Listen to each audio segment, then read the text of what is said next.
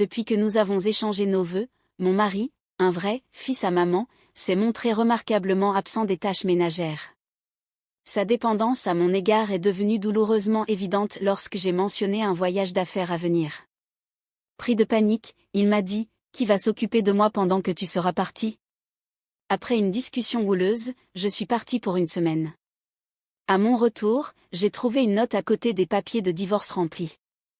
Il était écrit « Puisque tu as abandonné les tâches ménagères, je retourne chez mes parents. » Réfléchis à ces papiers de divorce. La colère montait en moi face à son audace de me menacer de divorce, mais en essayant de me calmer, j'ai commencé à voir la situation différemment. Peut-être que c'était l'impulsion dont j'avais besoin, peut-être que le divorce n'était finalement pas une si mauvaise idée. Résolue, j'ai signé les papiers le lendemain. Le matin suivant, mon mari, perplexe, est entré en furie, exigeant de savoir où étaient les papiers de divorce. Quand je lui ai dit que je les avais déjà déposés, il s'est effondré, complètement désorienté et en pleurs. Je m'appelle Grace, j'ai 32 ans, et je suis mariée depuis un peu plus d'1 an. Après l'université, j'ai gravi avec assiduité les échelons dans une entreprise prestigieuse. En approchant de la trentaine et sans partenaire romantique, mes parents m'ont tellement pressée de trouver quelqu'un que je me suis inscrite, à Contreségur, dans une agence de rencontres. C'est là que j'ai rencontré Edouard, un homme à la voix douce, quelques années plus jeune que moi, qui travaillait dans un cabinet mixte. Nous avons eu plusieurs rendez-vous, et son attitude respectueuse m'a fait croire qu'il était le bon. Quand il m'a demandé en mariage, j'étais ravie, imaginant notre vie ensemble. Cependant, notre mariage a révélé des défis que je n'avais pas anticipés. Après nos fiançailles, lors d'une visite chez mes parents, ils nous ont rappelé que le mariage était un engagement pour la vie. Grace, sois toujours présente pour Edouard, m'ont-ils conseillé, et j'ai acquiescé tandis qu'Edouard écoutait attentivement. Ensuite, nous avons rendu visite aux parents d'Edouard. Son père, Arthur, m'a accueilli chaleureusement en disant « J'ai beaucoup entendu parler de vous grâce à mon fils, c'est un plaisir de vous rencontrer enfin. » Sa mère, Michel, s'est montrée plus réservée, m'analysant avant de demander « C'est elle que tu veux, Edouard ?» Il a répondu avec assurance « Oui, maman, je veux l'épouser. » J'ai été surprise par son usage du terme « maman » et par la franchise de Michel. Arthur est rapidement intervenu, s'excusant pour l'objectivité de sa femme et m'assurant « Nous sommes très heureux pour votre mariage. Mais, juste pour que vous le sachiez, Edouard a eu une vie facile ici, il peut être un peu difficile. » Je les ai rassurés en disant que j'aimais le côté gentil d'Edouard et que je savais que nous nous soutiendrions mutuellement. Arthur s'est ensuite tourné vers Edouard, l'encourageant à faire des efforts et à me rendre heureuse. Edouard acquiesça sincèrement, et, peu de temps après, nous célébrons notre mariage avec une cérémonie discrète. À notre grande joie, mes parents nous offrent un appartement, marquant le début de notre vie conjugale. Cependant, il est vite devenu évident qu'Edouard n'était pas habitué aux responsabilités domestiques. Un matin, alors que j'étais occupée à faire la lessive et à préparer le petit déjeuner, l'alarme d'Edouard sonna à 8 heures, mais il continua de dormir profondément, malgré mes tentatives pour le réveiller. Il ne bougeait pas. Finalement, j'ai tiré les couvertures et lui ai donné une légère secousse. Lentement, il ouvrit les yeux et s'exclama avec irritation « Eh bien, il est déjà 8h10. Pourquoi tu ne m'as pas réveillé ?» Je lui rappelai que j'avais essayé et que l'alarme sonnait aussi. « Maintenant, s'il te plaît, va prendre ton petit déjeuner. » En se frottant les yeux et en se traînant jusqu'à la table, il se mit aussitôt à se plaindre des œufs, et « Grace, cet œuf est trop coulant. Je ne peux pas manger ça à moins qu'il soit bien cuit. » Fais-en un autre, exigea-t-il. Surprise alors que j'étais en train d'étendre le linge, j'ai lutté pour contenir mon irritation et répliqué « Alors, ne le mange pas. » Il rétorqua « Pourquoi tu dirais ça ? Et ce café est trop chaud. » Maman réussissait toujours les œufs et le café. « D'accord, d'accord, soupirai-je, en refaisant rapidement les œufs et en laissant le café refroidir. » Il mangea en vitesse, laissant l'assiette sur la table en courant vers la salle de bain. « Attends, tu sais que tu devrais nettoyer ce que tu as sali, lui dis-je, mais il ignora mes remarques. Ah, je suis pressée. Agacée, je mis en pause ma routine de maquillage pour faire la vaisselle tout en choisissant ma tenue. Ensuite, il cria encore Grace, viens ici. Aide-moi avec ma cravate. Le voilà, avec la cravate desserrée autour du cou, l'air complètement perdu. Sérieusement? Tu ne peux même pas nouer ta cravate? Qu'est-ce que tu faisais avant qu'on se marie? Il répondit timidement, maman le faisait toujours. Avec un soupir profond, je lui nouai sa cravate et, d'une manière ou d'une autre, nous avons réussi à quitter la maison. C'était devenu notre routine. Il n'aidait jamais avec les tâches ménagères, et j'avais l'impression de jongler avec tout en devant m'occuper de lui comme s'il était un enfant. Chaque fois qu'un problème survenait, il disait « Maman faisait comme ça » ou « Avec maman, c'était différent », faisant toujours référence à sa mère, Michel. Ce schéma a continué pendant 1 an, et à mesure que la pression augmentait, des pensées de divorce commencèrent à se former dans mon esprit. L'insistance de mon père selon laquelle le mariage est pour la vie résonnait dans mes pensées, modérant mes frustrations. Cependant, un contretemps inattendu au travail entraîna un voyage d'affaires d'1 semaine, à partir du lendemain. Quand j'annonçai la nouvelle à mon mari ce soir-là, il mit son jeu vidéo en pause, visiblement surpris. « Attends 1 minute, un voyage d'affaires? Pour 1 semaine entière? C'est hors de mon contrôle, c'est une exigence du contrat, expliquai-je. Pas question. Qui va s'occuper de tout ici pendant 1 semaine, demanda-t-il, avec irritation dans la voix. Tu vas devoir t'en charger.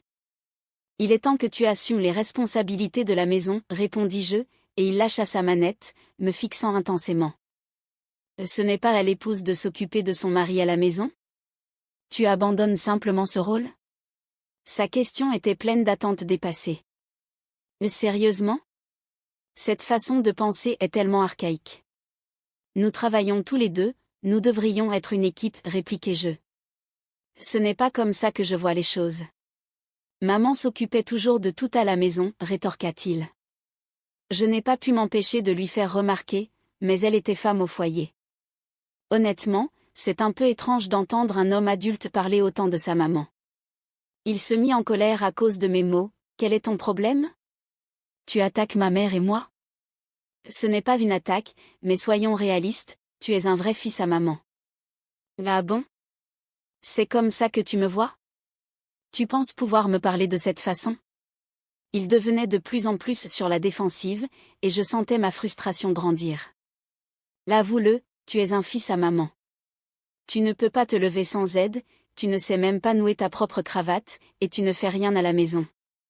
Tu me compares sans cesse à ta mère.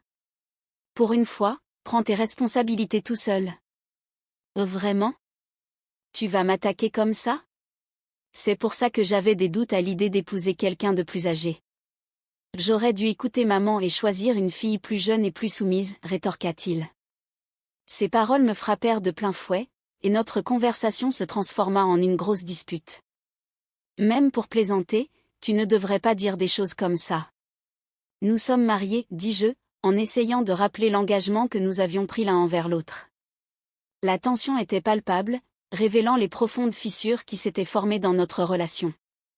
Lorsque mon mari évoqua un divorce au cours de notre dispute houleuse, je fus prise de court. Avec un ton suffisant, il me défia. « Tu ne peux pas vouloir divorcer, n'est-ce pas? Tu veux vraiment être étiqueté comme divorcé? Et pense à ce que ton père a dit sur le fait de rester ensemble. » Puis, avec une pointe acérée, il ajouta, « Eh bien, moi, j'en ai envie. Si tu pars pour ce voyage d'affaires et que tu me laisses ici tout seul, je vais sérieusement envisager le divorce. » Avec ces mots, il se retira dans notre chambre, me laissant abasourdi. Malgré le choc, l'idée du divorce persistait dans mon esprit, une pensée avec laquelle j'avais déjà lutté, craignant de décevoir mes parents. Mais maintenant, cela me paraissait une option viable à envisager sérieusement. Alourdi par ces réflexions, je me couchai. Le lendemain, je me levai tôt pour me préparer pour le voyage. Les répercussions de notre dispute pesaient encore sur moi, mais j'avais des obligations professionnelles à respecter. Je le secouai légèrement. Édouard, toujours emmitouflé dans les couvertures, marmonna quelque chose d'incompréhensible et d'indifférent. Je pars. Tu ferais bien de te lever ou tu seras en retard pour le travail. Sa réponse fut un murmure ensommeillé, totalement désintéressé. Je levai les yeux au ciel et sortis. Quelques heures plus tard, un message de lui apparut sur mon téléphone. Tu as à peine essayé de me réveiller, et maintenant je suis en retard. Tu es vraiment parti en voyage? Je répondis rapidement, oui, je t'ai réveillé, et oui, je suis en voyage. Je reviendrai dans une semaine. Il lut mon message, mais ne répondit pas. Au milieu de mon voyage, j'ai décidé d'appeler mes parents pour les informer du comportement d'Édouard et partager mon inclination grandissante pour le divorce. Je me préparais à me faire sermonner, sans savoir comment ils réagiraient à la possibilité que notre mariage prenne fin. L'appel serait difficile, mais j'avais besoin de leurs conseils et de leur soutien. Leur réponse me surprit, nous ne savions pas qu'ils se comportaient de cette façon. Prends ton temps pour réfléchir, mais ne te sens pas obligé de rester dans une situation qui n'est pas bonne pour toi. N'oublie pas que nous serons à tes côtés, quoi que tu décides.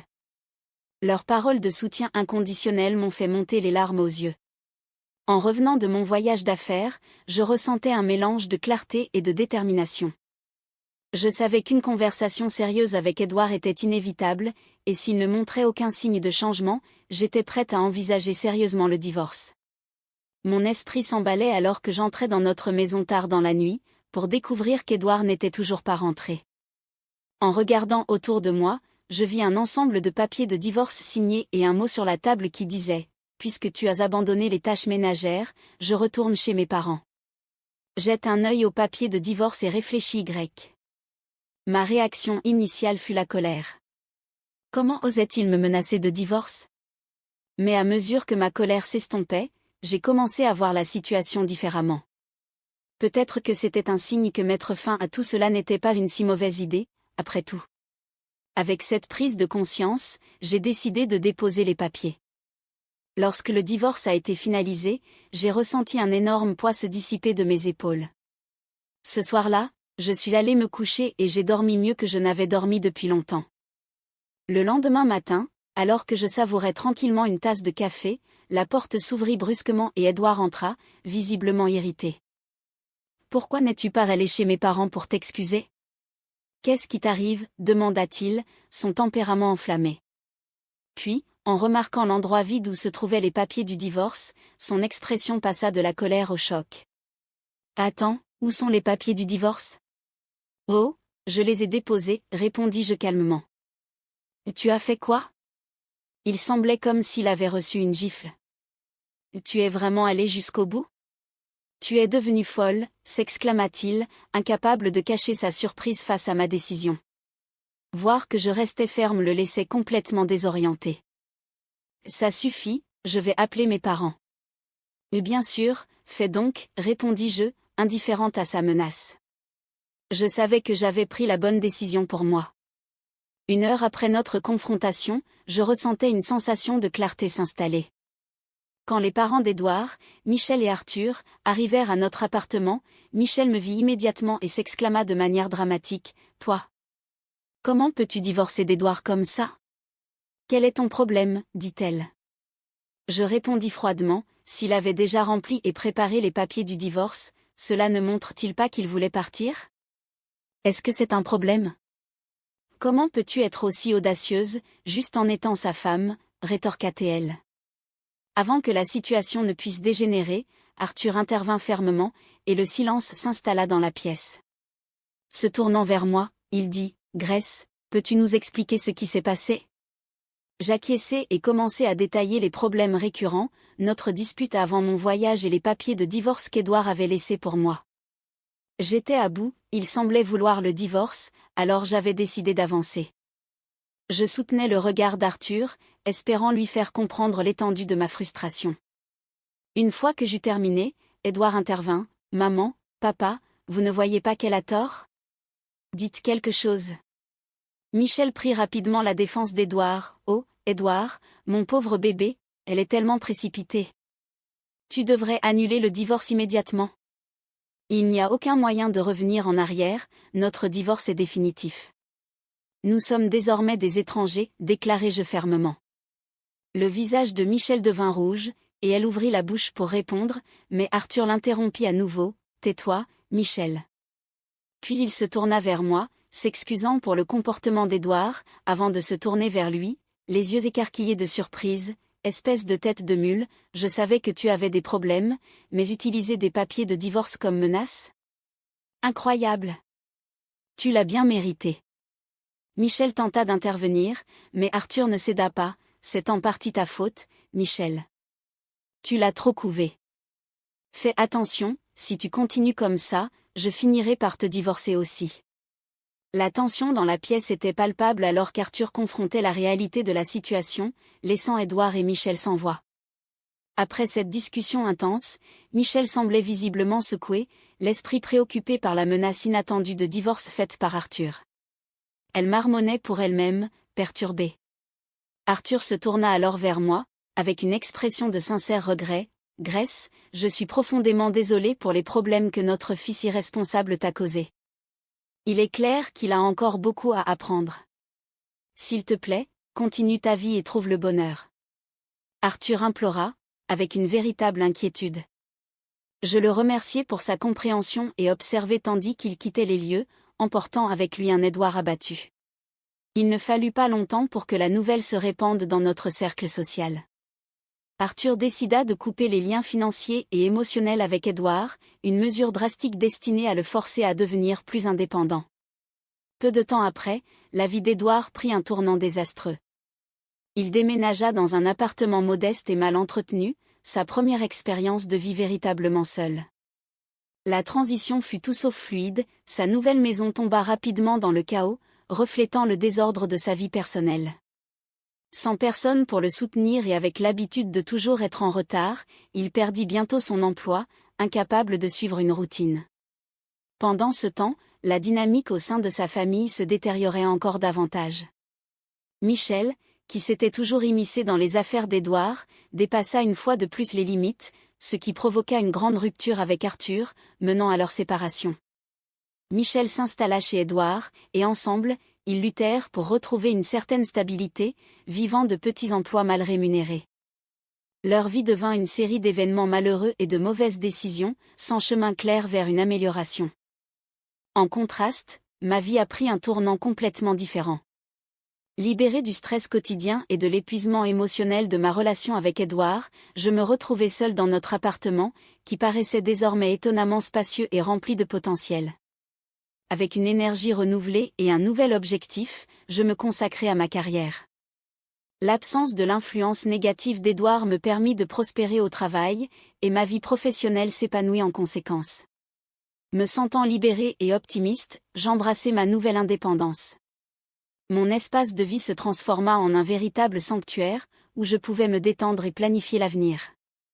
L'amélioration de ma vie professionnelle était palpable, chaque jour apportait une sensation d'enthousiasme et d'anticipation pour ce qui allait arriver. Le contraste entre mon existence florissante et le déclin d'Édouard et de Michel était frappant. Bien qu'ils ne fassent plus partie de ma vie, les leçons apprises durant notre temps ensemble résonnaient profondément, renforçant mon engagement envers la croissance personnelle et le bonheur. Si cette histoire vous a plu, n'oubliez pas de laisser un like et de vous abonner pour avoir accès à plus d'histoires comme celle-ci. Passez une excellente journée.